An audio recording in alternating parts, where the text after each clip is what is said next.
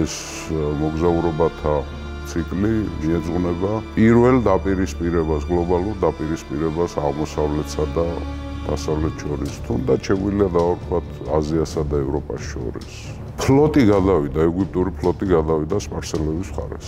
საინტერესო ის არის, რომ მეთაურობა ამ ფლოტის ეთნიკურად ეგვიპტელები არის. პელუსიუმი არის კარიბჭე ეგვიპტის. ეს არის დიდი ძლიერ ციხესიმაგრე, ჯერ კიდევ ძველი ფარაონების მიერ აშენებული და პელუსიუმს ვინც ფლობს, ის ფლობს გასაღებს ეგვიპტეში. პელუსიუმს თუ ვერ აიღებ, ეგვიპტეში ვერ შეხვდა. პელუსიუმთან გაიმართა ძალიან სერიოზული ბრძოლა. მაგრამ როცა ნუბიაში ლაშქრობს ეთიოპიისკენ მიდის, ხდება ერთ საინტერესო ამბავი. ზურგში ეგვიპტე აუჯანყდა და უკვე აღარ დაიწყო დანდობა ეგვიპტელებს. დაიწყო ტაძრების გრევა. ტერორი დაიწყო საშინელი კამბისმა. მოხდა გაუგონარე ღვთისგმობა ეგვიპტელებისთვის. მან თავისი ხელით მოკლა წმინდა ცხოველი აპისი. სპარსეთიდან მოვიდა ძალიან ცუდი ცნობა, რომ აღწე ავიდა მისი ძმა ბარდია. ანუ სახელმწიფო გადატრიალება მოხდა. ძალიან სერიოზული პრობლემა არის. როცა კამბისე მოდიოდა ეგვიპტეში სალაშქროდ, მან ჩუმად თავისი ძმა ბარდია მოაკვლევია. აბა თუ მოაკვლევინა ვინ ავიდა? ხოლო საქმეც მაგაში, აი მივდივართ მან. ანუ კამბისე არის თავზარდაცემული.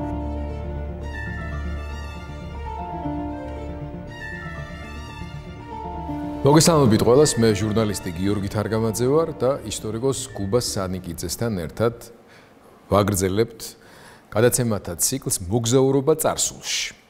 ამ ეტაპზე ჩვენ გადავწყვიტეთ ცივილიზაციათა დაპირისპირებაზე, აღმოსავლეთსა და დასავლეთ შორის დაპირისპირების ისტორიულ გენეზისზე გვესაუბრა და ამ ციკლის პირველი გადაცემა ჩავწერეთ მსოფლიოს პირველ გლობალურ იმპერიაზე, სახელმწიფოზე, რომელიც იყო ძველი ირანი. გუბაზის მეშვეობით აღწერეთ დეტალურად, როგორ გაჩნდა, როგორ განვითარდა, როგორ გააფართოვა თავის საზღვრები და როგორ იქცა ფაქტობრივად სამ კონტინენტზე გაბატონებულ იმპერიად. სწორედ იქ, სადაც ამ იმპერიის დამაარსებელი კიროსი დაიღუპა, შევჩერდით და მეორე ნაწილში ვისაუბრებთ უკვე მის მემკვიდრეობაზე. გუბას გისმენთ. აქვე მინდა ყველას გთხოვოთ კიდევ ერთხელ ჩვენი საუბრის დასაწყისში მოიწონოთ და გამოიწეროთ, გააზიაროთ დროების YouTube გვერდი. ჩვენ ძალიან დაგვეხმარებით, რომ ჩვენი კონტენტი რაც შეიძლება უფრო ფართო მაყურებელსა და მსმენელს მიწვდეს. ბადლობთ, ბატონ გიორგი, სანამდე გავაგრძელებთ ძველ ირანზე საუბარს და კიროს დიდის მემკვიდრეობაზე საუბარს.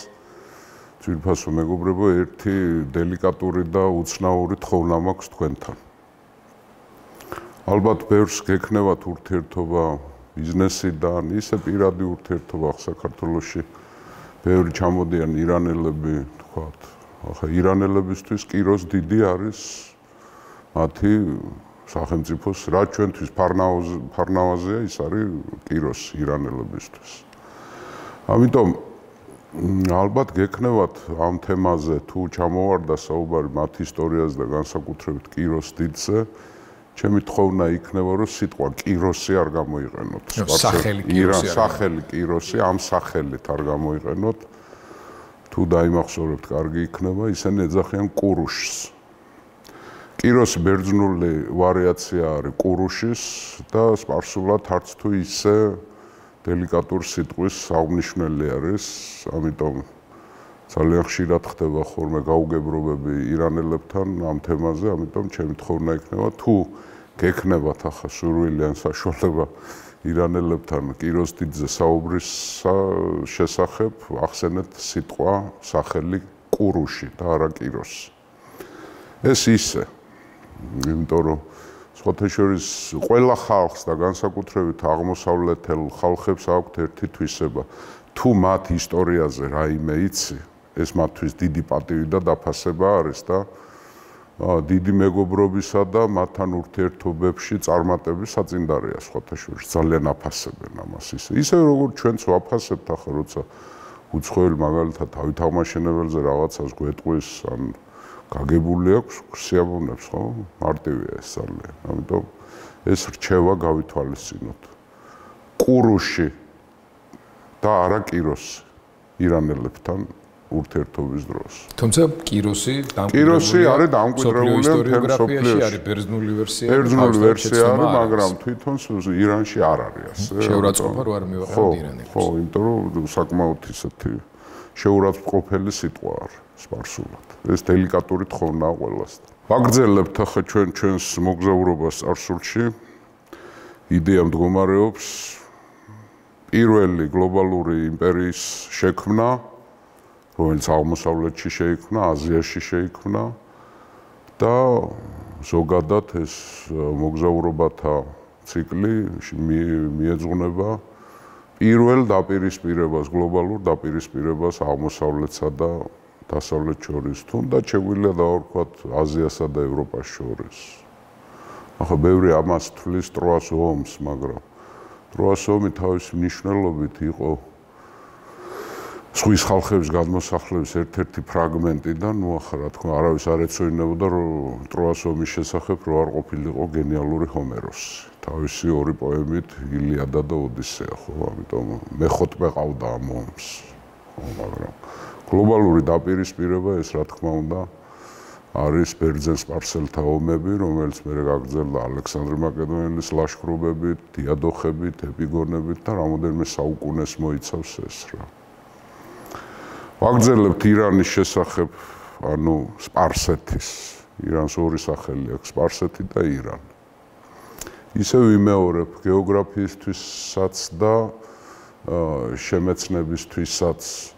როცა ირანზე ვსაუბრობთ, ირანი არის დიდი მოცულობითი სამყარო, კულტურულიც, პოლიტიკურიც, ეთნიკურიც და ძველ სამყაროში, ძველ დროში, ძველი ირანი მოიცავს 4 დიდ ირანული მოდგმის ხალხს. სხვაებიც არიან, რა თქმა უნდა, მაგრამ მაინც უნდა გვახსოვდეს, რომ ისინი არიან დასავლეთში მიდიელები, სამხრეთში სპარსელები, ჩრდილოეთში პართელები და აღმოსავლეთში ბაქტრიელები, ანუ ბაქტრები. სხვაებიც არიან, მაგრამ ახლა რო არ გავართულოთ ახლა ჩვენ საკითხი, ეს 4 დიდი ნაკადია ირანული მოდგმის ხალხებისა, რომლებიც ისტორიის სხვადასხვა ეტაპში სხვადასხვა ინტენსივობით და სიძლიერით გამოჩნდებოდნენ ხოლმე. ერთმანეთს ენაცვლებოდნენ სხვათა შორის. ჯერ მიდიელები იყვნენ, მერე სპარსელები იყვნენ, მერე რა თქმა უნდა პართელები იყვნენ, მერე ისევ სპარსელები იყვნენ, ავღანეთში ბაქტრიელები იყვნენ. საინტერესო ისაა, რომ აი ბაქტრიელებს ვისაც ვეძახთ, დღევანდელი ტაჯიკების წინაპრები არიან. აი ვიცით ხო ტაჯიკები. ტაჯიკების საფუძველი არის ბაქტრია, ძველი ბაქტრია. ანუ ირანული მოდგმის ხალხია ტაჯიკებიც, ირანული მოდგმის ხალხია. შუა აზიაში ერთადერთი ხალხი, რომელიც თურქული მოდგმის არ არის, ესენი არიან ტაჯიკები. დანარჩენები თურქმენები, ყაზახები, ყირგიზები და უზბეკები არიან თურქული მოდგმის ხალხები. და კულტურული თვალსაზრისით და მემკვიდრეობით რო ავიღოთ შუა აზიაში. შუააზიური კულტურა, აი სამარყანდი, ბუხარა, დღეს უზბეკეთში არის, მაგრამ ეს არის ტაჯიკების შექმნილი. უზბეკები მერე გამოჩნდნენ და მიისაკუთრეს რა. ისევე როგორც ხდება ხოლმე და საერთოდ თურქული მოდგმის ხალხები ძალიან ხშირად ისაკუთრებენ სხვის მემკვიდრეობებს, ხო? ახლა ამაზე ნუ გავჩერდებით. ვაგრძელებთ. გარდაიცვალა კიროს დიდი. 530 წელს დაიღუპა მასაკეტებთან ბრძოლაში. გადმოასვენეს დიდი პატივით და თავის აქემენიდების გვარის ბუდეში, ქალაქ პასარგადში დაკრძალეს. დღესაც არის მისი აკლდამა, რა თქმა უნდა, მისი ნეშტი იქ აღარ არის უკვე, გაძარცულიც არის მოგვიანებით, მაგრამ გამოირჩევა საკმაოდ მოკრძალებული მასშტაბებით და წარწერაც ისეთი აქვს. მე ვარ კურუში, მეფე ძეაქემენისა. ამ დროს ეს კაცი არის პირველი მსოფლიო იმპერატორი. პირველი იმპერატორი, მართველი, უნივერსალური გლობალური იმპერიის. რასაც ერქვა აქემენიდების ირანი, ანუ აქემენიდების სპარსეთი. კიროსის გარდაცვალების შემდეგ მას დარჩა 2 შვილი, 2 ძე და 3 ქალიშვილი. უფროსი არის კამბისე, ანუ კამბისი, მამის სახელი დაარქვა. კამბის მეორე. ახალ მამამისი კამბის პირველი იყო, ის სპარსეთის მეფე იყო, ოღონდ ყმა იყო მიდიის მაშინ. და მეორეს ქვია ბარდია. მეორე ძეს. ძმები არიან, ეს ბარდია ბერძნულ წყაროებში მოიხსენიება როგორც სმერდისი. ბერძნებს საერთოდ ძალიან ცვლიან და ხშირად ამახინჯებენ მკვიდრ სახელებს რა.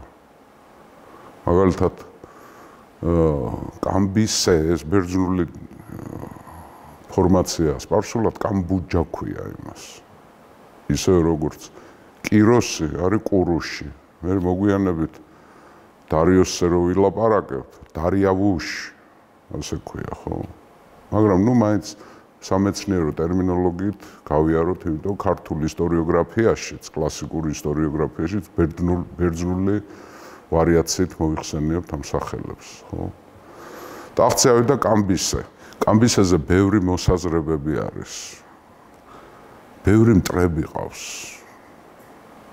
მე ისტორიაში შეფასებაში, მაგრამ მაინც ჩანს, რომ მამამისივით კეთილშობილი, დიდბუნებოვანი, შემწყნარებელი როგორც ჩანს არ არის. არის საუბარი, რომ თანამედროვე მედიკოსები ჩაერთნენ მის სიმპტომებზე ვილაპარაკებთ მისი სიშლეგის, სიგიჟის, ამბობდნენ ბევრი ეგვიპტელები, ბაბილონელები ამბობდნენ რომ გიჟი იყო, შლეგი იყო. და ისეთი სიმპტომები აქვს, რომ როგორც ჩანს ეპილეფსია ჭირდა. ეპილეფსია საერთოდ ძველ სამყაროში ასე ეძახოდნენ ღმერთებისა და მეფეთა ავადმყოფობა. ასე ეძახოდნენ. კეისარსაც ჰქონდა ეპილეფსია. როგორც ამბობენ. ამბობენ, რომ თითქოს და ალექსანდრესაც უნდა ქონოდა. ამიტომ ეძახოდნენ ისეთ გამოჩინებულ ადამიანს, ახლა სხვებსაც ჰქონდა ალბათ, მაგრამ ახლა ისტორიაში არ ჭირდება, ამიტომ ეძახოდნენ ღმერთების ავადმყოფობას. ეძახოდნენ მეფეთა ავადმყოფობასაც რა. კამბისე, რომელიც ავიდა ტახტზე, პირველი რაც მიზანში ამოიღო, ეს იყო ეგვიპტე. ფაქტიურად აღმოსავლეთში ერთადერთი კონკურენტი სახელმწიფო დარჩა დაუმორჩილებელი, რომელიც სპარსელების ხელში არ აღმოჩნდა. კიროს ჰქონდა ამის სურვილი, რომ ელაშქრა ეგვიპტეზე, მაგრამ დაიღუპა მასაგეტებთან ბრძოლაში, არ დასცალდა კიროს. ამიტომ ეს გეგმა სამხედრო განაზრახი, როგორც ჩანს, დიდი ხანი იგეგმებოდა აქემენიდების ოჯახში და კამბისმა თავის მამამისის საგარეო პოლიტიკას გაგრძელება გადაწყვიტა. სხვათა შორის ამბობენ, რომ ბავშვობიდან არ უყვარდა ეგვიპტელები, კამბისზე ამბობენ. არის ასეთი გადმოცემა, რომ თვითონ ის იყო კიროსისა და კასანდანას ძე. კასანდანა იყო სპარსელი არისტოკრატიული გვარიდან დედამისი, მაგრამ როგორც ჩანს, კიროს ყავდა სხვა ცოლებიც, არ ვიცით, მაგრამ ერთ-ერთი ასეთ ვერსია, რომ თითქოს და ეგვიპტელი ქალი ყავდა. ცოლი იყო, მხევალი იყო, არავინ არ იცის.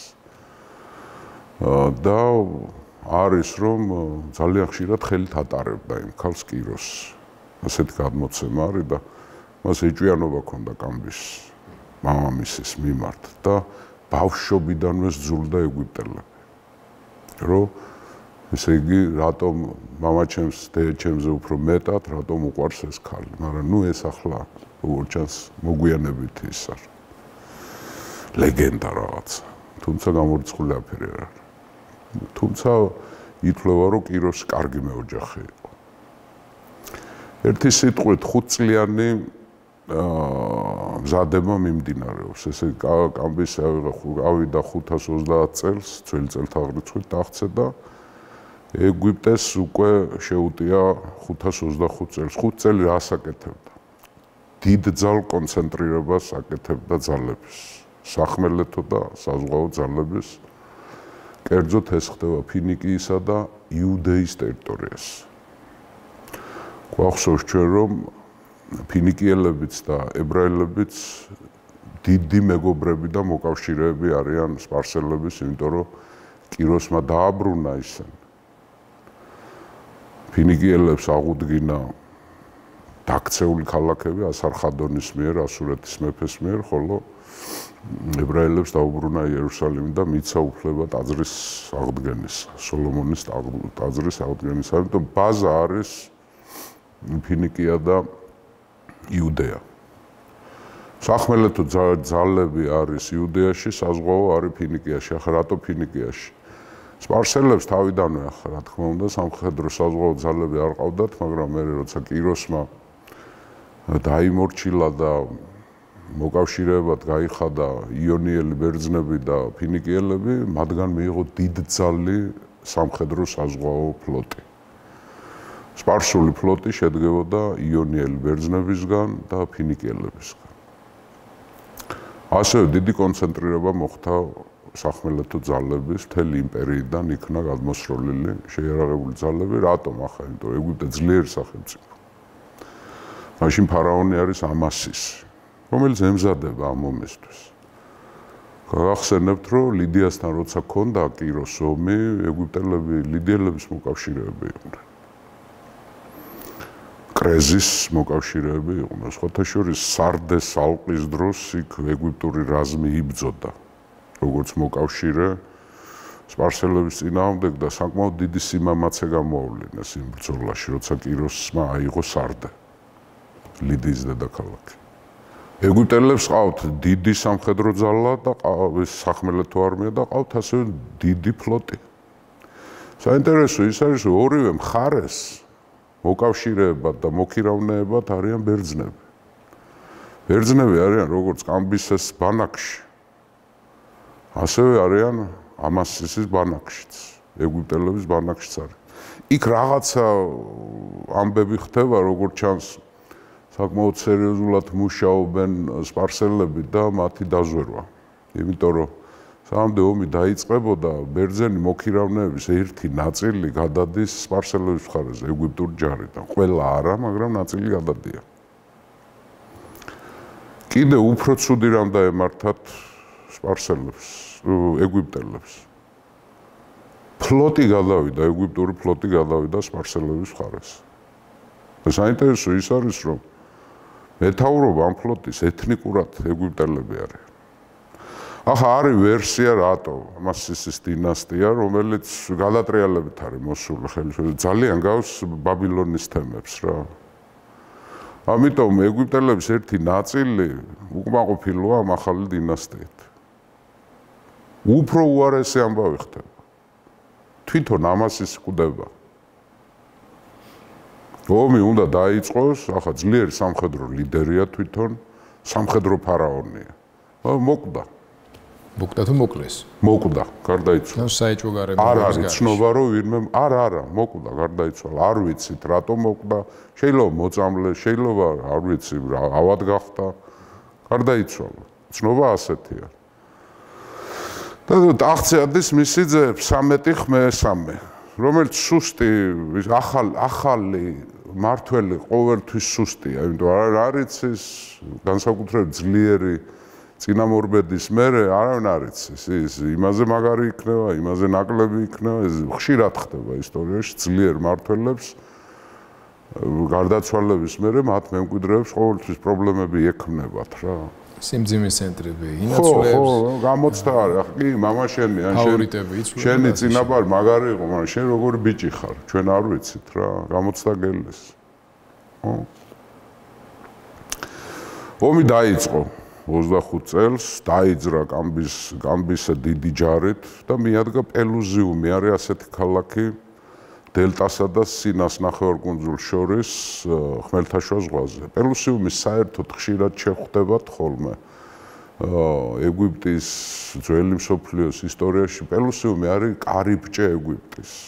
ეს არის დიდი ძლიერი ციხესიმაგრე, ჯერ კიდევ ძველი ფარაონების მიერ აშენებული. და პელუზიუმს ვინც ფლობს, ის ფლობს გასაღებს ეგვიპტეში. პელუზიუმს თუ ვერ აიღებ, ეგვიპტეში ვერ შეხვდა. პელუზიუმთან გაიმართა ძალიან სერიოზული ბრძოლა და გაიმარჯვეს სპარსელებმა. ეგვიპტეს ცუდი პირობები აქვს, ახალი ფარაონი ყავთ, ფლოტი არა აქვთ. როგორც ჩანს, იქ ფლოტიც იყო ჩასმული, როგორც ჩანს, დესანტიც გადმოსხეს პელუზიუმის ზურგში სპარსელებმა. ძალიან დაგეგმილი გამართულ ოპერაციას ატარებდა. ხო? ეგვიპტურმა ჯარმა დაიხია უკან და გამაგდნენ დედაქალაქ მემფისში. ეს უკვე დელტის მიღმა არის, ნილოს ქვეყნის სიღრმეში, დედაქალაქში. იქაც როგორც ჩანს იყო დიდი ბრძოლა. ფანტასტიკური სიმამაცე გამოავლინეს ეგვიპტელებმა, მაგრამ მაინც დამარცხდნენ. 13 ხი ჩავარდა ტყვეთ, ფარაონი აიყვანა. ტყვეთ კამბისემ, მაგრამ კამბისე პირველ ეტაპზე აგრძელებს მამამისის პოლიტიკას. ხელი არ ახლო ფარაონს.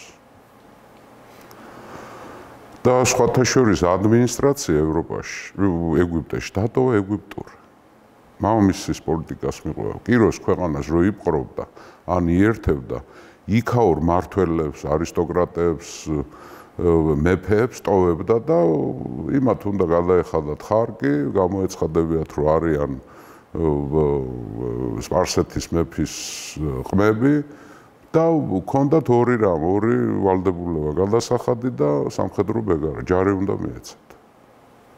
ახლა ამ ჯარს რატო იყენებენ ამხელა იმპერიაში სამართავად, ხო?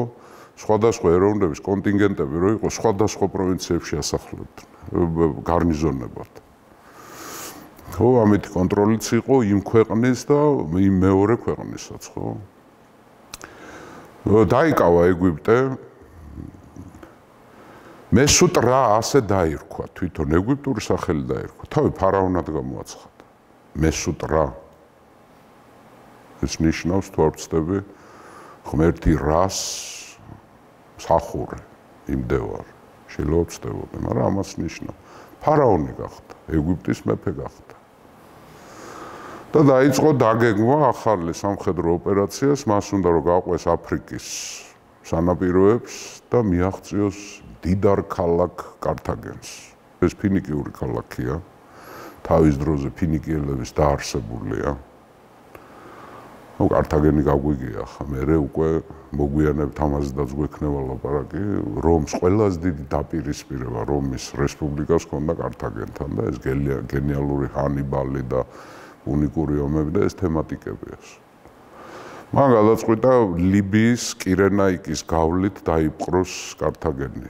მაგრამ ამისთვის მას სჭირდება ფლოტი, სამხედრო ფლოტი. სამხედრო ფლოტი შედგება მისი ბერძენი, იონიელი ბერძნებისგან, გემები იონიიდან აყავს და ფინიკიური ფლოტი ყავს. მაგრამ მოხდა ერთ საინტერესო, ფინიკიელებმა უარი უთხრეს. იმიტომ რომ კართაგენელები ფინიკიელების თანასისხლიერი ხალხი იყვნენ, ერთი ხალხი იყო. პუნებს ეძახოდნენ მე მოგვიანებით ფინიკიელებს, რომაელები და ფინიკიაში იყო 4 დიდი ქალაქი. ტიროსი, ბიბლოსი, არადი და მეოთხე კიდევ, ხო? 4 ქალაქი იყო დიდი. და უარი უთხრეს, რომ ჩვენი ძმების წინააღმდეგ არ წამოვთ. გავიხსენოთ ის, რომ ორ ხალხს ჰქონდა ავტონომია სრული, კიროსის სამეფოში, კილიკიელებს და ფინიკიელებს. როცა არის საუბარი კამბისეს სისასტიკეზე, ახლა ხო, მაგრამ აქ სისასტიკე არ ჩანს, მან ვერ აიძულა ფინიკიელები ლაშქრობას. ამიტომ მაშინ კართაგენი გადარჩა. რო დაძრულიყვნენ ფლოტით, ხა კართაგენი ვერ გაუძლებდა სპარსელებს რა, მაგრამ ის კი მოახერხა, რომ ეგვიპტიდან დასავლეთით ორი დიდი პროვინცია, ლიბია და კირენაიკა დაიმორჩილეს. ხო. მერე კამბისმა დაიწყო დაგეგმვა ეთიოპიის დასაპყრობად. ნილოს უნდა გაყვეს სათავეებისკენ და იქ არის სამი ქვეყანა, კუში, ასე ქვია, ნუბია და მერე აბისინია, ანუ ეთიოპია. მოგვიანებით აბისინია აქვს. ნილოს ხეობის დამორჩილება უნდა. ახლა ამ ლაშქრობის შესახებ არის ბევრი ცნობები. ხო, მანამდე სანამდე ის დაიძრება სამხრეთისკენ, ნილოს აუყვება და ესე იგი უნდა დაიპყროს ეს სამი ქვეყანა. ნილოსიდან მოშორებით დასავლეთში უდაბნოში არის დიდი ოაზისი, სივას ოაზისი. ეს ცნობილია, ძალიან სახელგანთქმული ოაზისი იყო. დიდარი ოაზისი, სადაც არის დიდი სამონასტრო კომპლექსი ეგვიპტის მთავარი ღმერთის ამონის საპატივცემულოდ. ეს არის ძალიან დიდარი. 100 წლეულების განმავლობაში ეგვიპტის ფარაონები, წინა დინასტია ყოველთვის წირავდნენ დიდძალ შესაწირს ამონის ტაძარს. ამონის ტაძარი რითი არის ცნობილი? ყველა ვინც ეგვიპტის ტახტზე ადის, უნდა დაადასტუროს ამონის ტაძარმა, რომ ის ფარაონია. თუ ამონის ტაძრიდან თანხმობა არ აქვს, შენ სრულფასოვანი ფარაონი არ ახარ.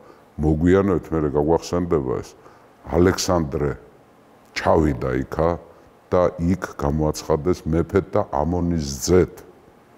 ანუ ალექსანდრემ მიიღო ლეგიტიმაცია ამონის ტაძრიდან. იგივე უნდა კამბისესაც. და აგზავნის ჯარს. არის ახლა ასეთი რიცხვი, რომ 50,000 კაცი გააგზავნა ამ ტაძრის დასაკავებლად. და უნდა ჩამოვიდეს იქიდან ცნობა, რომ ის ნამდვილად ფარაონია, მაგრამ გზაში ეს ჯარი დაიღუპა, უდაბნოში დაიღუპა. როგორც ჩანს მოხვდნენ გრიგალში, ქვიშის გრიგალში და დაიღუპა ეს ჯარი.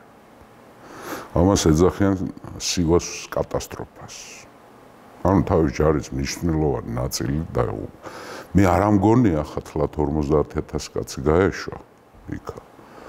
ეს ბერძნები ამბობენ ამას. ბერძნები საერთოდ რაღაცებს აჭარბებენ ხოლმე. მაგრამ მით უმეტეს სპარსელების კატასტროფაზე როცა ლაპარაკი, რაღაცას ზდიან ხოლმე მასშტაბებში. მაგრამ როგორც ჩანს, დიდი კორპუსი გაუშვა, გარკვეული ნაწილი თავისი არმიის გაუშვა, დაიკარგა ის. ვეღარც ნახეს მე. ანუ სივადან მან ვერ მიიღო, ამონის ტაძრიდან მან ვერ მიიღო ლეგიტიმაცია. მესუტრა, ასე ქვია ეგვიპტეში. და დინასტიაც შეიცვალა. მანამდე 26 დინასტია მართავდა ეგვიპტეს. დაუბრუნდეთ ეთიოპიაში ლაშქრობას. არის ერთმანეთის გამომრიცხავი ცნობებია. ზოგი ამბობს, რომ წარმატებული იყო, ზოგი ამბობს, რომ არ იყო წარმატებული, ზოგი ამბობს, რომ პირველ ჭოროხებთან გაჩერდა.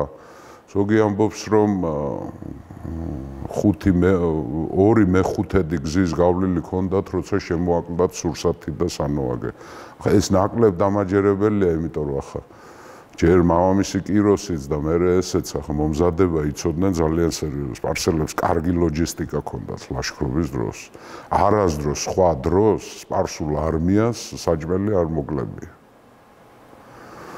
მაგრამ ფაქტი არის ერთი, რომ ეთიოპიას ვერ მიაღწიეს. მაგრამ არ არის გამორიცხული, რომ ნუბიის რაღაც ნაწილი და კუშის რაღაც ნაწილი დაიკავეს მაინც, იმიტომ რომ მერე მოგვიანებით პერსეპოლისში დარიოსის დროს გამოსახულებები, ბარელიეფები, სადაც არის დაპყრობილი ხალხების, იქ შავკანიანი ელჩები ჩანან. ესენი ეთიოპელები არის. ანუ როგორც ჩანს, ან გავლენაში მოაქციეს, ან დაიპყრეს, ან ხარკს იხდიან. ხო? მაგრამ როცა ნუბიაში ლაშქრობს ეთიოპიისკენ მიდის, ხდება ერთი საინტერესო ამბავი. ზურგში ეგვიპტე აუჯანყდა. 13 ხმესამე, რომელიც ცოცხალი დატოვა. მის მეთაურობით აჯანყება დაიწყო. და უმძიმეს მდგომარეობაში ჩავარდა. ახლა როცა ამბობენ, რომ საჭმელი შემოაკლდა, შეიძლება ამის გამო შემოაკლდა, რომ ეგვიპტეში ომი აჯანყება დაიწყო და კომუნიკაციები და ლოჯისტიკა გადაიკეტა. ამიტომ მობრუნდა გამხეცებული იქიდან. და უკვე აღარ დაიწყო დანდობა ეგვიპტელებს. დაიწყო ტაძრების გრევა. ტერორი დაიწყო საშინელი კამბისმა. რა თქმა უნდა, 13 მოაკლებია. იმას ცოცხალს აღარ დატოვებდა. მოხდა გაუგონარე ღვთისგმობა ეგვიპტელებისთვის. მან თავისი ხელით მოკლა წმინდა ცხოველი აპისი. რა არის აპისი ეგვიპტელების? ეს არის ხარი, რომელიც არის ღმერთის ამონ რას მეორე ვარიაციით ზოგიერთ ეგვიპტურ ტაძრებს თავისი ღმერთი. ზოგიერთ ტაძარში ითვლებოდა, რომ ღმერთი ფტაჰის ორეულია. კა არის ორეულს ნიშნავს ძველ ეგვიპტურ რელიგიაში, ანუ განსხეულებას, რეინკარნაციას. და ეს აპისი, ეს ხარი ეგვიპტელებისთვის არის განსხეულებული ამონ-რა, ან პტა, ორეულია ღმერთის. ღმერთია, რომელსაც უულია. და ეგვიპტური წელთაღრიცვა აწყობილი იყო აპისის სიკვდილზე. ეცა და ამა და ამ წელს აპისი მოკვდა და ყავთ ახალი აპისი.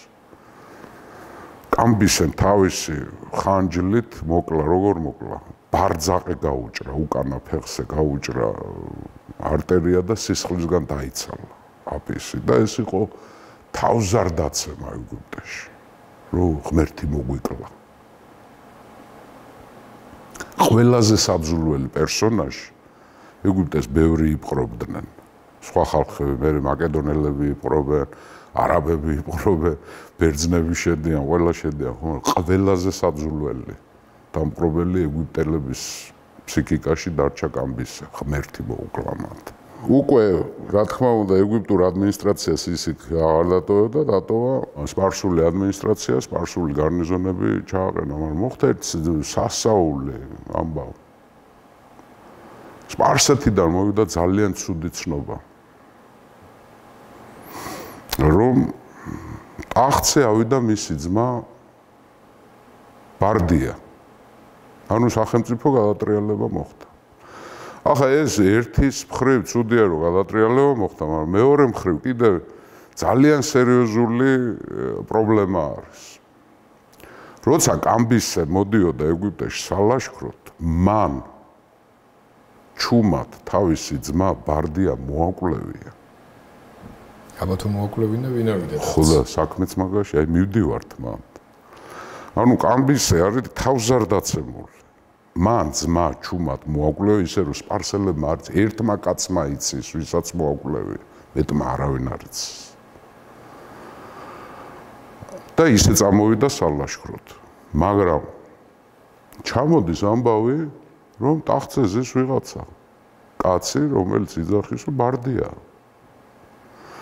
ეს იყო თავზარდაცემი ამბავი, ჯერ ერთი სახელმწიფო გადატრიალება და მერე თვითონ ხო იცის, რომ ძმა მოკლა. ანუ ცრუზის ვიღაცა ტახტზე.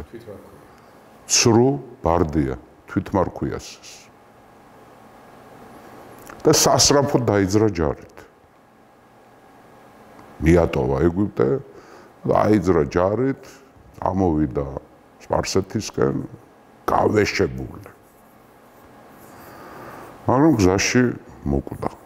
კამბის ახლა როგორ მოკვდა? მას ახალგაზრდობაში სამდე ტახტზე ავიდა და უწინასწარმეტყველეს მოგვებმა, რომ შენ მოკვდები ქალაქ ეკბატანაში. ეკბატანა არის მიდიის დედაქალაქი, ანუ კიროსის იმპერიის ერთ-ერთი დედაქალაქი. 4 დედაქალაქი ჰქონდა. სუზა, ეკბატანა, ბაბილონი, პასარგადები იყო, მე დარიოსის მერე გადავიდა მასში პერსეპოლეში, ხო? ამიტომ ეს ეკბატანაში არ ჩადეს ბარდია. უკაცრავად კამბისე არ ჩადეს. არიდებს თავს. მაგრამ როცა დაიძრა და მოდის სირიაში ერთ-ერთ პატარა სოფელში თუ დასახლებულ პუნქტში, რომელსაც სახელად ერქვა ეკბატანა. იქ მოხდა ასეთი ამბავი. ცხენზე დაჯდომის დროს, ცხენზე უნდა ამხედრდეს, მის მახვილს მოძვრა ქარქაში და შემთხვევით ბარძაყი დაიზიანა და გაიჭრა არტერია. მე ეგვიპტელები ამბობდნენ, რომ აი აპისი როგორც მოკლაო, სხვათა შორის ეგვიპტელებმა დაწყევლეს მაშინ კამბისი და ასე დაწყევლეს, რომ როგორც აპისი მოკან, აი ესე მოკლა. და მე როგორც ჩანს განგრენა დაემართა და მოკვდა კამბისი. ახლა რა ხდება ცენტრში, სპარსეთში. კაცმა გამოაცხადა, რომ ბარდია ვარ რა მე. აკურთხეს. აკურთხეს და ავიდა კაცი ტახტზე. მე როგორც ირკვევა ვინ არის ახლა ეს. ეს არის მიდიელი, მოგვი. მოგვები ვინ არიან ახლა? მოგვები არიან მიდიური ერთ-ერთი ტომი, რომლებიც არიან ამავე დროს სასულიერო პირების დანიშნულებასაც, აი ლევიტები როგორც არიან ებრაელებში და ახლობთ ისეა რა. ამ ტომის ამოცანა არის სასულიერო რელიგიური მსახურება, ხო? და ყავს თავისი ძმა და ამ ძმამ და ამ ცრუ ბარდიამ, ხოთაშოშ თვითონაც ბარდია ერქვა ამას. ეს თავის დროზე კამბისი როცა მიდიოდა ეგვიპტეში სალაშქროდ, სპარსე ანშანის, ქალაქ ანშანის მოურავად დატოვა. ანუ უცხო არ არის, მაგრამ გარეგნულად ტყუპის ცალივით გავს აი იმ ბარდიას, რომელიც ძმამ მოკლა. გაჭრილი ვაშლივით აკავს. ამას ყველა წყარო აღნიშნავს, რომ თან იგივე სახელი ქვია. როგორც ჩანს გავრცელებული სახელი იყო ბარდია. და მისმა ძმამ დაარწმუნა, რომ ის ასული ეგვიპტეში შეიძლება დაიღუპო, რაღაცა ხმები ჩამოდის, იქ ეთიოპიაში რაღაცა ვერ წაუვიდა საქმე, გამოაცხადოთ რა. შენი ყავი მეფე. გამოაცხადდეს. მაგრამ სამდე გამოაცხადებდნენ, სპარსეთიდან გადავიდნენ მიდიაში, ეკბატანაში. ორი ცენტრია, ხო? მიდია, სპარსეთი. მიდია, სპარსეთი. ორი ხალხი მართავს ამ იმპერიას. ესენი არიან მიდიელები. ახლა წმინდა კლასიკური გაგებით რო ავიღოთ, ეს არის მიდიელების კონტრრევოლუცია. და დიდი დრო არ არის გასული, რაც კიროსმა აყირავა მიდიის იმპერია და სპარსელები გაბატონდნენ. ახლა ორივე ირანელები არიან, მიდიელებს და სპარსელებს, მაგრამ კონკურენცია არის მათ შორის, ახლა სპარსელებს და მიდიელებს შორის და როგორც ჩანს მიდიელებს განწყობა იყო, რომ რაღაც ძველი დიდება ჩვენი იყო ეს ქვეყანა. და წაგვართვეს ამათ. გამოცხადა დაიფიცეს. მიდიურმა არისტოკრატიამ ეკბატანაში დაიფიცა მისი ერთგულება. და ამ ბარდიამ გამოსცა რაღაცა ფანტასტიკური კანონები იმპერიისთვის, პროვინციებისთვის. კერძოდ გამოსცა კანონი, რომ გათავისუფლებთ 3 წელი გადასახადებისგან ყველას, მთელ იმპერიას და 3 წელი განთავისუფლებთ სამხედრო ბეგარისგან. და ძალიან პოპულარულია იმპერიაში. არა, ყველა მიცის, რომ ეს ბარდია. მერე ჩამოვიდა ხმა, რომ კამბისზე დაიღუპა და ნუ კანონიერია. სადაო არ არის.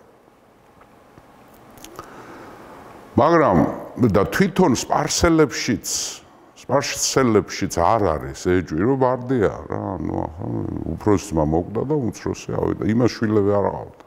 ხა ის ეპილეპტიკი რო იყო, რატო იყო ის? მაგალითად ნერვიული რო იყო, ერთხელ თავის ცოლი ცემა, როქსანა, იმან. რა ქვია, კამბისზე. ეს როქსანა როგორც ცოლი, ასევე დაიღო მის. კიროსის ქალიშვილი იყო ეს. და ფეხბძიმოს გადაყვა ის ქალი. აი წყობიდან იცოდა გამოს, აი კრეზი გახსოვთ ეს ლიდიის მეფე. მისი მრჩეველი იყო და ერთხელ განსხვავებული აზრი უთხრა. და სიკვდილით დასჯა მოითხოვა და 12-მა მსახურმა გაარიდეს ის კრეზი. მერე ამას გული მოუბრუნდა. კრეზს შეურიგდა, მაგრამ ის 12-ვე მსახური სიკვდილით დასაჯა. ანუ ნერვიული იყო ის კამბიზეს ჰქონდა რაღაც ნერვული აშლილობები ჰქონდა. ხანდახან ჩავარდება წარმოუდგენელ სისასტიკეში რა. ხო. პირველი ვინც შეატყო რომ რაღაცა ვერ არის თლაც სწორად. ანუ მეფე ყავს იმპერიას, კაცო. კიროსის ძე ზის ტახტზე. აქემენის მოდგმა ზის, აფერი პრობლემა არ არის. პირველი ეჭვი გაუჩნდა სპარსელ დიდებულს ოტანს. ეს ოტანი უყვირდება რას? ახლა ამ ეკბატანაში კი ზის. იქ მიდიელებიც არიან, სპარსელებიც არიან, იმპერიიდანაც ჩამოდიან სხვა არისტოკრატები, ის ცენტრია, ხო, ერთ-ერთი დედაქალაქი. ბიჭო, ეს ღებულობს მარტო მიდიელებს რა, ეს ბარდია მეფე. სპარსელებს არ იკარებს. არ ღებულობს. გადის თვეები ღებულო, არ იკარებს არც ერთ სპარსელს. ახლა კიროსი ისეთი ტიპი იყო, ხო, მეგობარი იყო ყველასთვის და ყველა იცნობდა და ისა და ახლა ყველასთვის აი ხელმისაწვდომი მეფე იყო კიროსი. ახლა კამბისე მაინც უფლისწულად გაზრდილი იყო და ზვიადი კაცი იყო, ხო, მაგრამ ნუ კიროსის ეპოქა ახსოვთ ახლა. კამბისე 8 წელი იყო მარტო მეფე. ხო და ამ ოტანის ქალიშვილი ფეტიმა არის ბარდიას ცოლი. დედოფალია. და დაუძახა თავის ქალიშვილს და გაანდო ეს ეჭვი, რომ შენ რო კაცთან დადიხარო, შენ ქმარი რო ქვია. ნამდვილად ბარდია არისო. ის ქალიშვილი პასუხობს ფეტიმა, მამაო, არ ვიცი, ახლა მეო ის ბარდიაო, ბავშვობიდან არ მინახეაო, ეს არ ჩემი ქმარი. მაშინ ატოსას კითხეო. ატოსა არის როგორ არის იცი, მეფე რო კვდებოდა, იმის ცოლები გადმოდიოდნენ შემდეგი მეფის ცოლებად რა. ატოსა არის იყო როგორც კამბისეს და ასევე ცოლი. ხა გაგახსენებთ ხო? ეგვიპტეში იყო ასეთი დინასტიები, შიდა დინასტიური ქორწინება მიდიოდა, ძმებს დები მოყავ ეგვიპტეში, ქალიშვილები მოყავდათ ფარაონებს, რომ სისხლის სიწმინდა დაცული ყოფილიყო და კიროსის ქალიშვილი ატოსა, რომელიც კამბისეს დაიყო, იყო მისი ცოლი. ის როქსანაც დაიყო ამავე დროს. არტისტონა არის კიდე მესამე და რომელიც მე დედოფალი გახდება. ხო? ატოსას კითხე, იმიტომ იმას თავისი ძმა ხო ახსოვს, ის ბარდია მისი ძმა, როგორც კამბისეს ძმა და არის, ისე და იმას ემახსოვრებაო ახლა იმას. ეს პასუხობს ქალიშვილო, მამაო, არც ატოსას არ გვაკარებსო ესო. ეს ცოლებიო დაგვაცალკევაო, ყველა ერთმანეთს ვერ ხვდებით. მაშინ ოტანი ეუბნება თავის ქალიშვილს.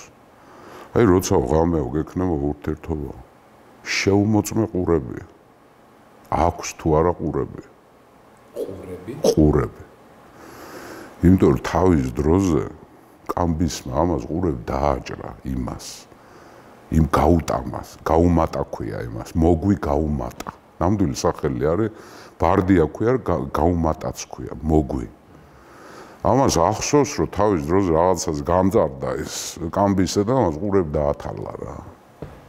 ახლა სპარსელები აგერ სურათში ცანს დიდ თმებს და დიდ წვერს ატარებდნენ რა, არ კიდებდნენ თმებს ხელს. ეს მაინც შეამოწმეო, რომ ღამე რომ მოვაო შენთანო, შეამოწმე ყურები აქვს თუ არა აქვს. მართლაც ამან შეამოწმა და არა აქვს ყურები. უთხრა მამამისს, რომ არა აქვს ყურები, მიხვდა რომ ეს არის ცრუ. გაუმატა, მოგვია, მიდიელია. არ არის სპარსელი, არ არის აქემენიდი, არ არის კამბისეს ძმა, არ არის კიროსის შვილი. ეს არის ნუ ჩამოიქცა სამყარო მისთვის, რომ ეს ახლა სპარსელია ეს ოტანი და ნუ გაგიჟდა, რომ ნუ გადაგვატრიალეს მიდიელებმა, წაგვართვეს ხელისუფლება. და თან სიცრუეში ყავთ მთელი სამეფო, კიროსის სამეფო. დაუძახა ორ სპარსელ დიდებულს და იმად გაენდო. ესენი იქ არიან ეკბატანაში. ფაქტიურად ტრის ტერიტორიაზე არიან, სპარსელები არიან ესენი და მიდიაში არიან. გაუმხილა და შეთანხმდნენ, რომ სამივე თითო ასევე სპარსელ დიდ სპარსელს. მიდიელი არ უნდა იყოს, მიდიელმა არ უნდა გაიგოს. თავის მხრივ თითო მოიყვანს ასევე სპარსელ დიდებულს, გავლენიან დიდებულს და მართლაც მოიყვანეს. 6 არიან უკვე. მეტმა არავინ არ იცის ამ ეჭვის შესახებ. ამ დროს სპარსეთში მართავს დარიოსი. ეს აქემენიდია, სახელად კაცი დარიოსი. ეს არის აქემენიდი. მამამისი არის ჰიდასპე. ეს აქემენის შთამომავალია, ოღონდ კიროსის შთამომავალი არ არის. მარცხენა უпроსორად უმცროსი შტო არის. აქემენიდი არის სისხლით დინასტიიდან არის, მაგრამ პირდაპირ შთამომავალი კიროსთან არაფერი არ აკავშირებს. დედამისს ქვია როდოგანა. როდოგანას და ჰიდასპეს შვილი. ეს ჩამოვიდა ეკბატანაში. დარიოსი ჩამოვიდა. ესენი აქემენიდები არ არიან ეს 6-ეული.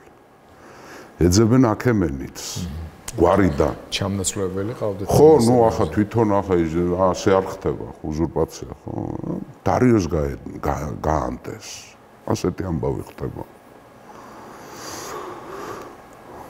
როცა შეიკრიბნენ, ნუ სხვადასხვა ვერსიები, ერთმა ერთი თქვა, მეორე თქვა, ერთი ვერსია იყო, რომ ჩავიდეთ იმაში სპარსეთში და ავჯანყდეთ და ჯარი მოვიხმოთ და ვიღაცები ჩავრთოთ და დარიოსმა თქვა, რომ ახლა ჩვენზე მეტმა თუ გაიგო, გასკდება ეს ამბავი. თან აქა ვართ, მიდიაში ვართ. კითხეს რა ვქნათ და ამაღამბე უნდა მოვკლათ. ეს ცრუბარდია. გაუმატა. მოგვი გაუმატა. უზურპატორი. ბევრი რაღაცები ლაპარაკეთ ბოლოს და ბოლოს შეთანხმდა. ხა კითხეს იმგენმა რომ არ შეგვიშვებენ, დაცვა არ შეგვიშვებს.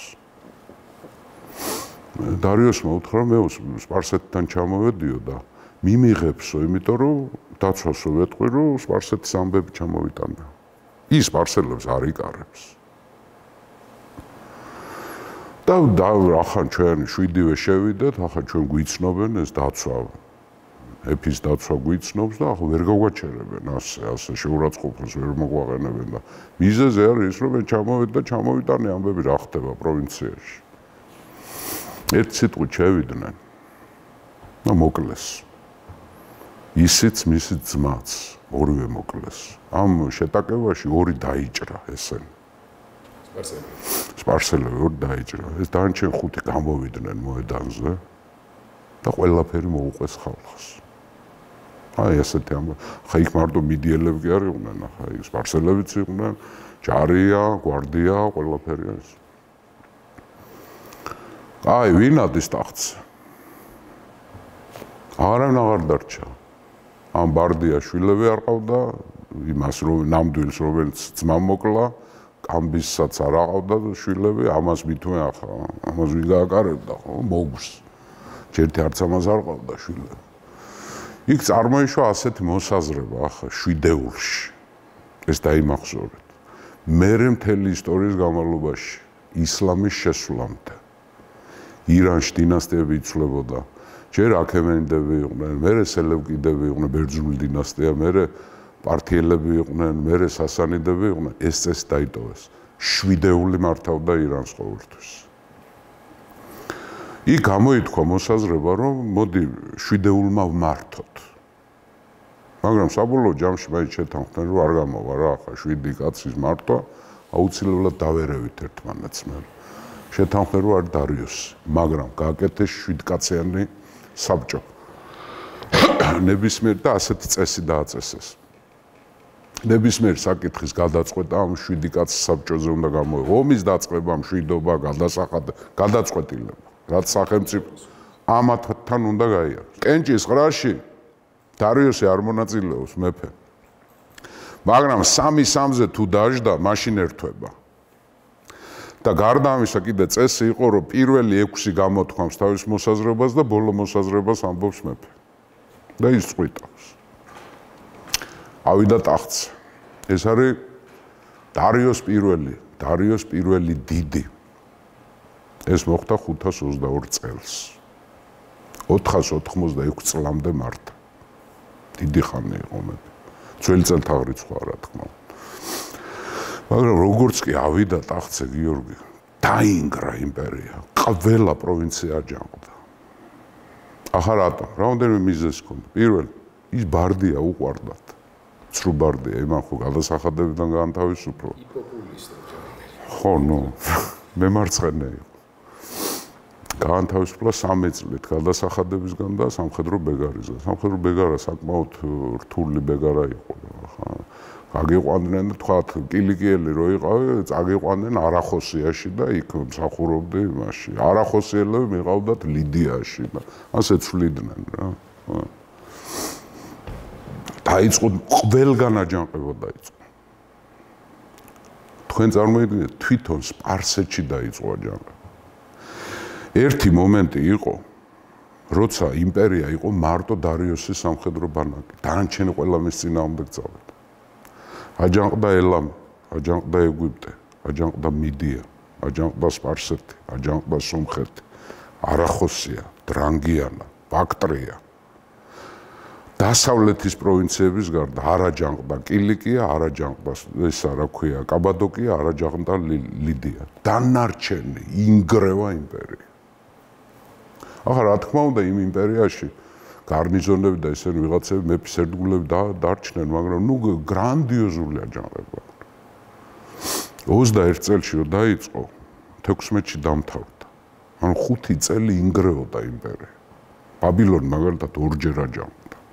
ეგვიპტე ორჯერ აჯანყდა. ჩააქრობდა იმას. ყველაზე უფრო გაუჭირდა სომხებთან ომი. 5 ბრძოლა დაჭირდა. არის ვერსია, რომ პირველ ორში დამარცხდა მისი სარდლები. 20 დიდი გრანდიოზული ბრძოლა გადაიტანა. 5 წელი ომობდა. ჩააქრო მაინც. დარიოსმა. აი ეს იყო ლომი კაცი იყო რა. აი თუ ისტორიაში ვინმე ლომია, აი შედარება კი არა და ლამის ლომია იყო დარიოსი. გაუტეხელი, გრანიტი, კლდე. წარმოუდგენელი ის გაიარა, რა ქვია, ხიფათი. წარმოუდგენელი ხიფათი გაიარა, ან იყო და ან არ არა. ისტორია შეიცვლებოდა სხვათა შორის. სხვანაირად დღეს სხვა სიტუაცია იქნება. აი ისეთი მნიშვნელობა ჰქონდა ამ აჯანყებებს. ამ იქ მე კიდე აღმოსავლეთ საკებთან ჰქონდა უმძიმესი ბრძოლები მომთაბარე ხალხებთან. მის დროს მოხდა ინდოეთში შესვლა. მდინარე ინდზე გავიდნენ და 517 წელს უკვე აი დღევანდელი პაკისტანი რაც არის. აღმოსავლეთ საზღვარი უკვე მდინარე ინდზე დაფიქსირდა იმპერიას. ფანტასტიკური განსაცდელი გაიარა მაშინ კიროსის შექმნილმა სახელმწიფომ და ახლა რატო სპარსეთი რატო აუჯანყდა? ხო საინტერესოა ხა წესით საყრდენ უნდა ყოფილიყო, იმიტომ იქ სპარსელებში იყვნენ ხალხი, რომლებიც თვლიდნენ რომ ეს არ არის უზურპატორია. კი, აქემენი შთამომავალია, მაგრამ რაღაცა იქიდან არის. იმიტომ სხვებიც იყვნენ ასეთი, ვისაც უფრო როგორ ჩანს, უფრო მეტი ლეგიტიმაცია ჰქონდა ტახტზე, ამიტომ დიდი განსაცდელი გაიარა ამ კაცმა. მაგრამ დააშოშმინა იმპერია. დააშოშმინა და დაიწყო რეფორმები. გრანდიოზული რეფორმები განახორციელა. პირველი ააშენა ახალი დედაქალაქი პერსეპოლის.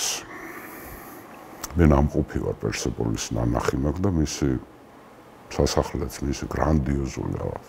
ხა დანგრეულია, ნანგრევებია ის მერე მოგვიანებით ალექსანდრემ დაწვა მაკედონელმა და მერე ძალიან განიცდიდა ამას ინდო სინთრალეში.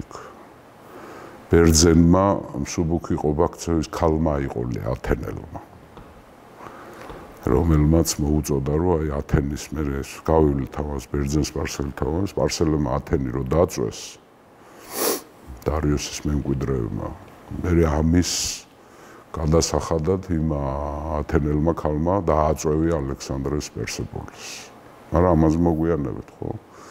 პერსეპოლისია დედაქალაქი ბაბილონში აღარ ჩადის და 3 დედაქალაქი აქვს უკვე იმპერიას. ესე გაგრძელდება 200 წელი. ეს არის სუზა, ძველი ელამის დედაქალაქი, ეს არის ეკბატანა, მიდიის დედაქალაქი, საზაფხულო არის, იმიტომ რომ ზაფხულში პერსეპოლის სიცხე იყო და იქ მიდიოდნენ მიდიაში. და პერსეპოლის. სუზა, ეკბატანა, პერსეპოლის. დაიწყო რეფორმები. პირველი რაც დაიწყო ეს არის ადმინისტრაციული რეფორმა. გრანდიოზული იმპერია 3 კონტინენტზე გადაჭიმული, ჭირდება დაყოფა. ახლა კიროსმა კი დაიწყო ესა, ვიღაცებს ტოვებდა, მაგრამ უსისტემო იყო. დაიპყრობდა ქვეყანას, იქაურ მეფეს დატოვებდა. ახლა კიროს სულგრძელი კაცი. მერე კამბისმა აურია. ხო, ერთი იყო კეთილშობილი, მეორე იყო რაღაცა მანიაკალური გადახრევი ქონდა, ცოლი მოკლა, ფეხმძიმე ცოლი. ხო? ამიტომ სისტემატიზება არის საჭირო ამის, ხო? 20 სატრაპიად დაყო იმპერია. სატრაპია რა არის? პროვინცია, ქვეყანა.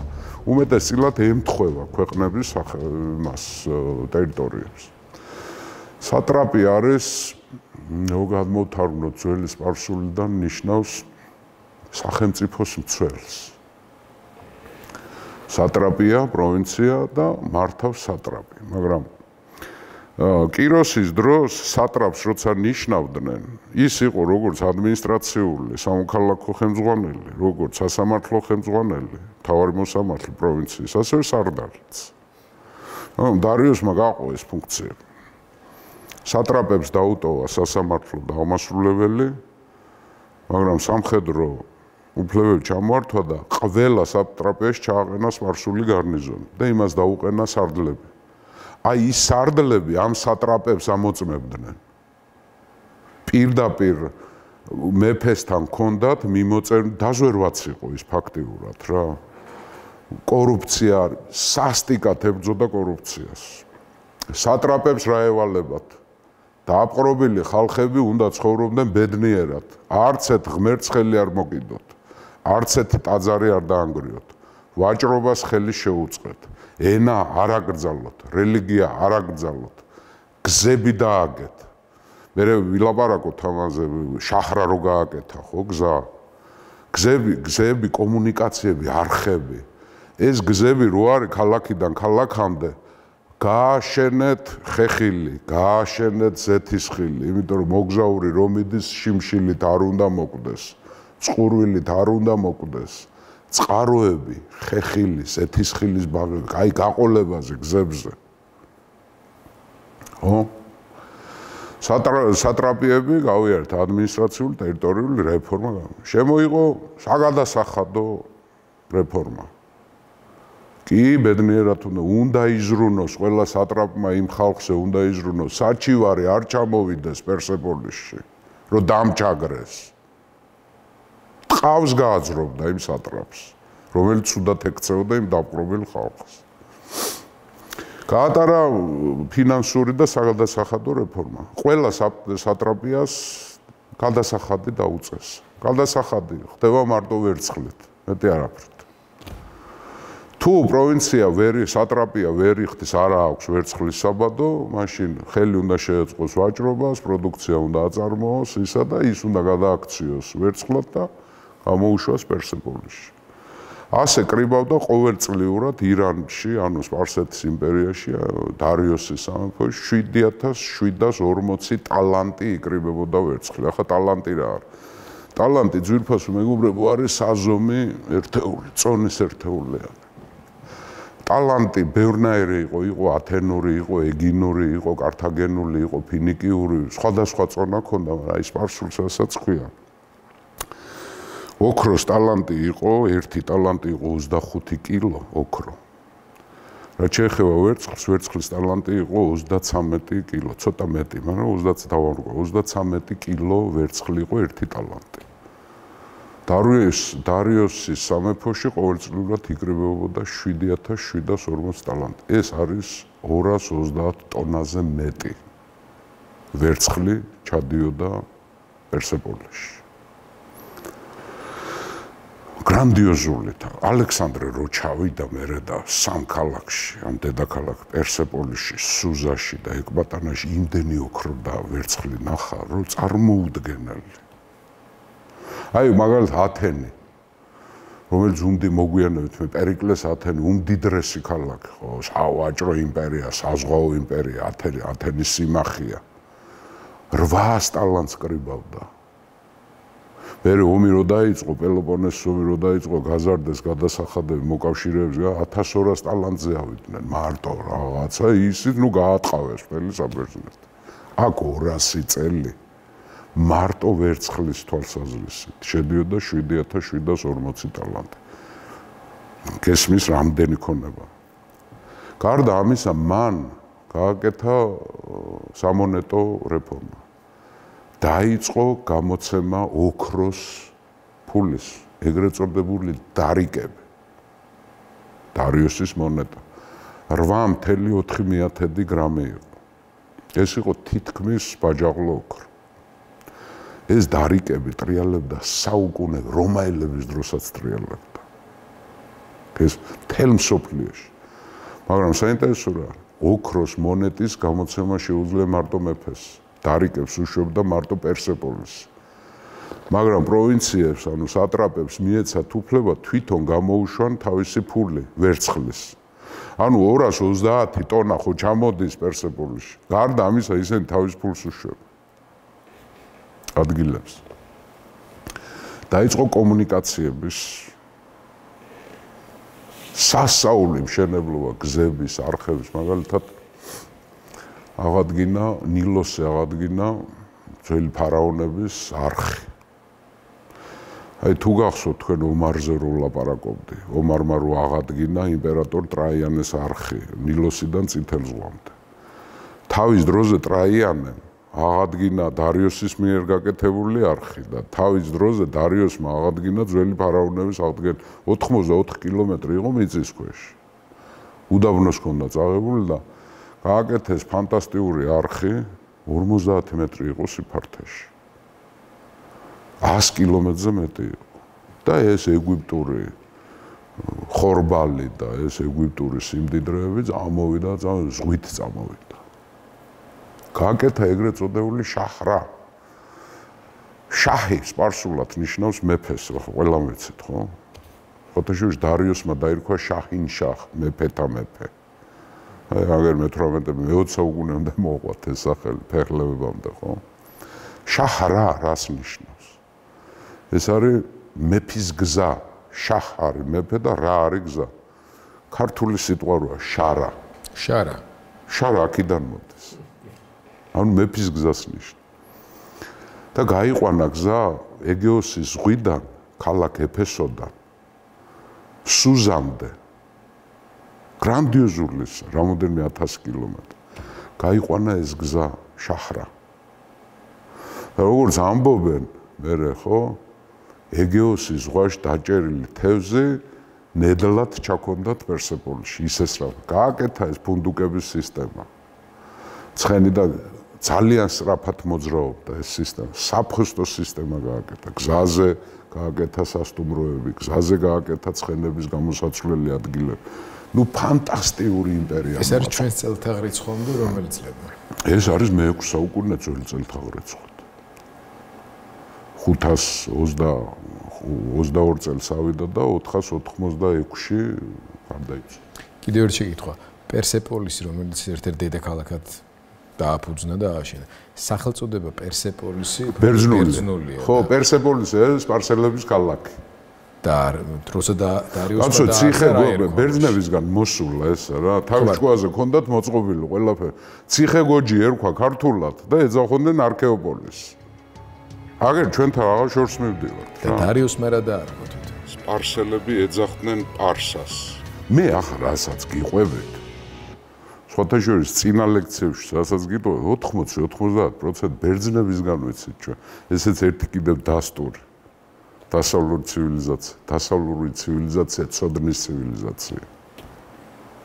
ბევრი რამე თვითონ არ ახსოვთ სპარსელებს და ბერძნებისგან. ეს ახლა რო ყვევ, ეს არის უმეტესად ჰეროდოტეს მოგროვილის ინფორმაციები და როგორ მოაგროვა, იცი, დადიოდა ასე. ეგვიპტეში ჩადიოდა, სპარსეთში ჩადიოდა და ეკითხებოდა იმათ. აი ბარდიას ამბავი და ესე სპარსელები, რო წაიკითხავთ, ისე თუ წაიკითხავთ ჰეროდოტეს ძვირფას მეგობრებო და რა ვიცი თქვენ შვილებსაც ეს უკეთეს ზღაპრები არ არსებობს. მაშინდელი სამყარო აქვს, ბევრი ტყუილები უწერია, ბევრი ვარაუდებია, ბევრი ლეგენდები, მაგრამ კაცი აგროვებს რა. სულ ყვება რომ აი მიდიელებმა ასე მითხრეს, მაგრამ სპარსელები სხვა რამეს მეუბნებიან. ანუ კრიტიკაც აქვს იქ ინფორმაციის, ასე მარტივად არ არის საქმე, ხო? ამიტომ ეს ჩვენ ყველაფერი ვიცით ბერძნებისგან, სპარსელებისგან არაფერი არ ვიცით, არის იმპერატორის წარწერები, მე დარიავუშმა ეს გავაკეთე, არის ბეხისტუნის წარწერები მაგალითად. მე ნანახი მაქვს ესა ირანში არის. სადაც არის მისი ბრძანებები რა და მე ამისი დადარება ხდება. არის ბაბილონური ქრონიკები, არის ეგვიპტური ქრონიკები და რასაც მე გიყვებით ახლა არის ბერძნული ინფორმაციის ბაზაზე მერე კრიტიკა მიდის სპარსელების სტელები, სხვათაშორის სამენოვანი იმპერია იყო. სამ ენაზე იწერებოდა დოკუმენტაცია. ბაბილონურად, ელამურად და სპარსულად. ყველა ეს სტელები რაც არის ახლა სპარსულაზე დარიოსის სტელები თქვათ ისე სამენოვანი იმპერია იყო. სახელმწიფო ენები იყო ეს. ბაბილონური, ელამური და სპარსული, ხო?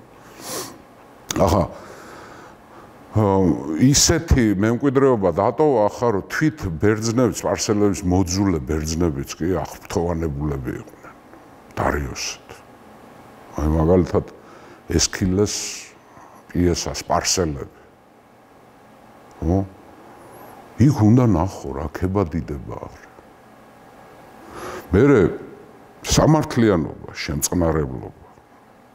მერე რეპრესირებულ ხალხების დაცვა, ებრაელების, ფინიკია კი კიროსმა გაუშვა, მაგრამ ამან დაუდასტურა. დაჩაგრული, აი რო ნახოთ ბარელიეფები დარიოსის სასახლის პერსეპოლიში, ხო? იქ არის სცენებია, აგერ ბარელიეფია, ხო, ეს პერსეპოლისიდან არის, ხო? ხარკის გადასახდელად ელჩები ჩამოდიან, იქ სომხებიც არიან, ეთიოპელებიც არიან, ფრიგიელები არიან, საკები არიან, ტანსაცმლით მიხვდება. არც ერთი დაჩოქილი არ არის გიორგი. დარიოს შემაღლებულზე ზის, ტახტზე ზის, ღებულობს საჩუქრებს. სხვათა შორის ყველა ამ ელჩს საინტერესოა აუცილებლად გვერდში უდგას ან სპარსელი, ან მიდიელი. ანუ ის ვინც ზედამხედვ, ვინც მეურვეობს. სპარსელს და მიდიელს ტანსაცმლით ადვილად გაარჩევ რა. სპარსელებს შარვლები აცვიათ, მიდიელებს კაბები აცვიათ. განსხვავდებიან რა. ხო? აი როგორ მიდიან, სრული ბედნიერება იყო იმპერიაში, მაგრამ საინტერესო რა არის, დარიოსის დროს აი უკვე მივადექით. პირველად აზიატებმა გადადგეს ფეხი ევროპაში. დარიოსის დროს იწყება ლაშქრობა ევროპაში. დარიოსის დროს აზიატები გადადიან ევროპაში როგორც სამხედრო ძალა. ეს უკვე მოგვიანებით აუცილებლად, იმიტომ რომ ეს უკვე ებმის, აი შემდეგი ჩვენი ლექციები იქნება ჯერ საბერძნეთზე, ანუ შევაფასებთ, სანამ ეს დიდი დაპირისპირება დაიწყო ამ გრანდიოზული იმპერიასა და ბერძნებს შორის. ხო, ბერძენ-სპარსელთა ომები გვექნა. შემდეგი ლექცია ჩვენ გვექნება ბერძნები როგორ ხვდებიან ამ დაპირისპირებას, რა დღეში არიან, რა მდგომარეობაში არიან და იქ განვიხილავთ თავის უკვე ევროპაში მის ლაშქრობას. დუნაიზეც გადავიდა და ეს მაგრამ ამას თავი დავანებდა. რა დატოვა ახლა? დატოვა შვილები დატოვა, ახლა არ ვიცით რამდენი ცოლი ყავდა, ვიცით რომ ყავდა ატოსა, თავისი უფროსორად კამბისის და არტისტონა, ასევე კამბისის და კიროსის ქალიშვილები. შვილები ბევრი ყავდა, არ ვიცით რამდენი ყავდა რა.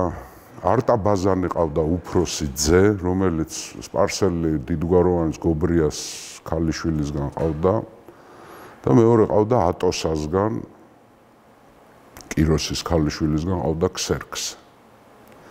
აქ სხვათა შორის ისმაილის და ისააკის თემაა წასული.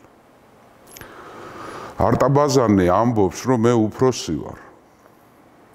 და მე მეკუთვნის ტახტი პირშობის, ანუ ისმაილის შეგვიძლია პარალელი გავავლოთ. მაგრამ ქსერქსე ამბობს რას, რომ მე ატოსასგანა ვარ. არტაბაზანი დაიბადა მაშინ, როცა კამბის ტახტზე დარიოს ტახტზე არ არის. ანუ ჩვეულებრივ არისტოკრატის შვილად დაიბადა, მაგრამ ქსერქსე დაბადებულია როგორც უფლისწული. და დაბადებულია კიროსის ქალიშვილისგან, ატოსასგან. ანუ დედი და მამით არის, ნუ უფლისწულია, ოქროს ბიჭია, ქსერქსე. და მე რა თქმა უნდა ქსერქსე ადის ტახტზე რა. სხვათა შორის დარიოს უკავშირდება მარათონის ბრძოლა. დარიოსი იყო მაშინ მეფე, როცა მარათონში ბერძნებმა, ათენელებმა და პლატეელებმა მოიგერიეს სპარსელებმა, მაგრამ ის დაზვერვითი ბრძოლა იყო. სხვათა შორის დღესაც არის ეს შეკითხვა, რომ დარიოსი რომ მეფე დარჩენილიყო და ელაშქრა საბერძნეთში, ბერძნები გაუძლებდნენ კი დარიოსს. არავინ არ იცის. გარდაიცვალა 486 წელს ძველი წელთაღრიცხვით და დასაფლავებულია პერსეპოლისთან ახლოს ნაკშე რუსთამის კომპლექსზე. მე ნამყოფი ვარ სხვათა შორის, ნანახი მაქვს ეს ყველაფერი. მისი აგლა, რა თქმა უნდა, მისი სხეული დაკარგულია, ისე როგორც ყველას ვინც არის იქ. აქემენიდები არიან, პართელები არიან, სასანიდები არიან, გრავიურებია ფანტასტიკური. ქართველმა კაცმა უნდა ნახოს ეს ყველაფერი. ახლა როცა ირანში ჩახვალ, ირანში აუცილებლად უნდა ნახო პერსეპოლისი, ნახშირუსთამი უნდა ნახო. როცა ირანია რა. დიდი კულტურისა ჩვენ 3000 წელია მათთან ურთიერთობა გვაქვს, კულტურული გაცვლა გვაქვს, ტრობაც ქონია, მოყრობაც ქონია, სხვათა შორის ასე არა. მაშინ აქ ერთი კითხვა, ამდენი ხნის ისტორია გვაქვს შემდგომში და ელჩები ჩამონათვალე რომ მოყევი ახლა სატრაპებიდან ჩამოს. ქართველი არ არის. ქართველი არ ფიგურებს. სხვათა შორის როცა ვიყავით პარლამენტიდან იქ წასულები, ჩამოსახელებული ახლა ვიცით ვინ არიან და იქ არის სომხეთის ელჩი. სომხების ელჩი უფროსო. ჩვენგან არავინ არ არის და ერთი ჩვენი დეპუტატი სომხური წარმოშობის. ახლა სომხების და ქართველების ამბავი ხო ვიცით ეს ჯიბრი ხუმრობაში. მე ვთქვა რომ არის ეს ქართველიო რო არ ხატიაო აქო რა. ხო მე ვთხარი მაშინ იმიტომ არ ხატია რომ ქართველი დაპყრობილი არ ყავდა იმას თქვა. ქართველი არ არის აქ დაპყრობილი. სომეხ დაპყრობილია ხო კარგად ვიხალისეთ იქა სხვათა შორის ამ თემას. შეიძლება ითქვას დარიუსის იმპერიის მიღმა საქართველოს. მიღმა აღმოჩნდა კოლხები გადასახაცი ხდება. ახლა არის რომ მე-18 სატრაპიაში შედიოდნენ ნაწილი ქართველური ტომების. უფრო სამხრეთით. ხო, სამხრეთით, ხო, მაგრამ ახლა სახელმწიფოებრივად ახლა არც კოლხეთი ჯერ იბერია არ არის, მაგრამ კოლხეთი არ იყო. კოლხეთი იყო მოყვარე და უმცროსი პარტნიორი, მაგრამ ასე იმას აქვე ვერცხლით გადასახაც კოლხეთი არ იხდიდა და არც სატრაპია იყო. სომხეთი სატრაპია იყო. ასე და სატრაპები მართავდნენ და საინტერესო არის რა ნახშირ-რუსთამში ნახე მე მისი აკლდამა სადაც არის ახლა ბევრი რაღაცები გამახსენდა რაღაც. ხო. აი მის სასახლე რო არის პერსეპოლიში იქ არის და დავასრულებ უკვე რა. აი დარიოს ეკუთვნის ეს მისი სიტყვები აწერია. უფალო ახურამაზდა დაიფარე ჩემი სამეფო გვალვისგან და სიცრუისგან. ეს არის ძველი ირანი, ეს არის კიროსის და დარიოსის ქვეყანა. ეს არის პირველი სუპერ იმპერია თან ადამიანური სახით. და კარგია რომ გვეცოდინება ეს რა. გამოგვადგება. მაგრამ დავანუსოთ შემდეგი იქნება ძველი საბერძნეთი, რომელსაც მოყვება მერე ის დიდი გრანდიოზული ცივილიზაციური ჯახი, რასაც ქვია ბერძენ-სპარსელთა ომები და იქ სპარტელებზეც გვექნება ლაპარაკი, თემისტოკლეზეც, თერმოპილეს გმირებზეც და ასე აწი იწყება ყველაფერი ძვირფასო მეგობრებო. მადლობა ძალიან. მადლობა თქვენ. აქ დავსვა დროებით წერტილი. ჩვენ მსმენელს და მაყურებელს მადლობა უთხრათ. ჩვენთან ერთად იხსენებენ, მოგზაურობენ ასე თქვათ წარსულში და ვთხოვოთ რომ გამოიწერონ დროების YouTube არხი, გააზიარონ. ჩვენ შევხვდებით ერთმანეთს უკვე შემდეგ სალექციო კურსში, რომელიც უკვე საბერძნეთის ისტორიაზე მოგვითხრობს ბევრ რამეს.